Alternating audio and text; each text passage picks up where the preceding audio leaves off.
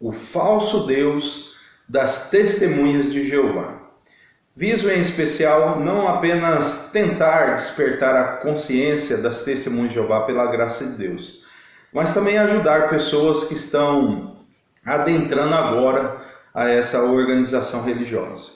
Por que falso Deus? Quero apontar aqui dois assuntos. Primeiro, a liderança das Testemunhas de Jeová, o chamado corpo governante ou escravo fiel e prudente, dizem eles que Deus ele é potencialmente onisciente, porém não que ele exerça a sua onisciência ao mesmo tempo. Para os líderes das Testemunhas de Jeová e, consequentemente, as Testemunhas de Jeová são obrigadas a crerem conforme eles impõem, Deus ele não poderia saber de todas as coisas, porque senão ele estaria tanto desrespeitando o livre-arbítrio das pessoas, bem como também ele poderia ser o responsável de tudo o que acontece. Diante do problema do mal, então, as Testemunhas de Jeová aceitam a explicação do corpo governante de que Deus não pode saber de todas as coisas. Algumas coisas Deus pode saber. O próprio livro Raciocínio, ele tem uma comparação, e talvez até antiga, que diz que é mais ou menos como se você quisesse sintonizar uma estação de rádio. Você precisa então procurar lá a sua faixa e encontrar, então, saber o que aquela rádio está falando.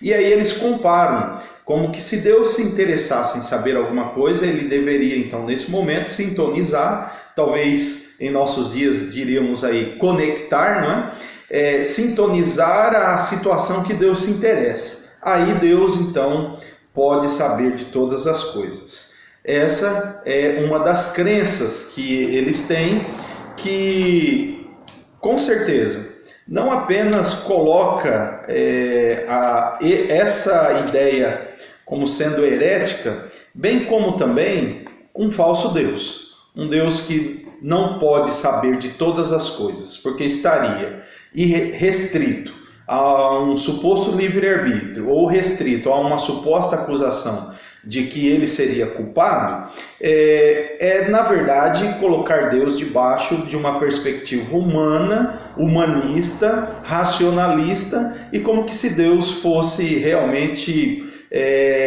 fosse possível acusar Deus de alguma coisa. Porém, na Bíblia deles mesmo, a tradução do Novo Mundo, que agora é chamada aí de Bíblia Sagrada, né? No capítulo 4 de Hebreus, e no versículo 13, nos diz assim: e não há criação que esteja escondida da vista dele, mas todas as coisas estão nuas e abertamente expostas aos olhos daquele a quem temos de prestar contas. Então nós, ao lermos esse texto e compararmos com a teologia das Testemunhas de Jeová, só podemos ter uma outra compreensão então. Seria mais ou menos assim: esse texto, ele deveria ser entendido que isso era apenas em potencial, mas não algo que está acontecendo hoje, ao contrário do que o próprio texto está dizendo. Portanto, o Deus das Testemunhas de Jeová é apenas potencialmente onisciente, muito próximo talvez daquilo que os socianos antigos ensinavam e a teologia relacional ou teísmo aberto tem ensinado.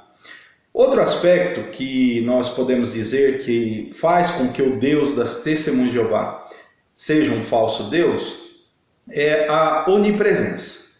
As Testemunhas de Jeová acreditam, na verdade o corpo governante ordena elas acreditarem, que, como é dito nas Escrituras que Deus está em um lugar, no céu, ele não pode estar em todos os lugares. No pensamento do corpo governante das Testemunhas de Jeová, Deus ele é uma pessoa e ele está em um lugar fixo no universo. Então Deus, eles afirmam de forma categórica, até no livro Estudo Perspicaz das Escrituras, eles afirmam categoricamente que o verdadeiro Deus não é onipresente. Como é que Deus pode ser onipresente, sendo que ele está em um lugar só. Esse é o argumento e o pensamento que as testemunhas de Jeová têm a respeito de Deus. Um pensamento bem limitado mesmo. Daí eles dizem que Deus, para estar em todo lugar, ele usa uma energia ativa, uma força ativa chamada de Espírito Santo.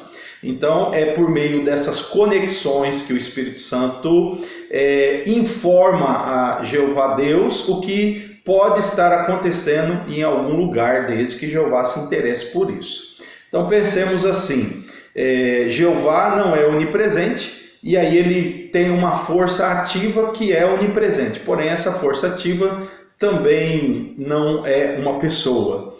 É algo muito interessante, né? Esse Deus das testemunhas de Jeová.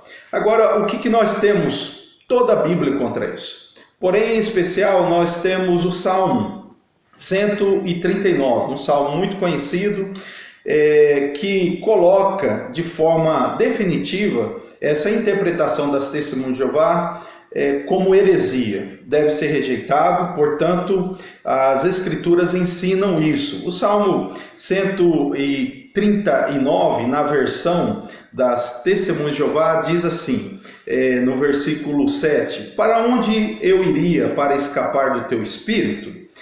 E para onde eu fugiria da tua face?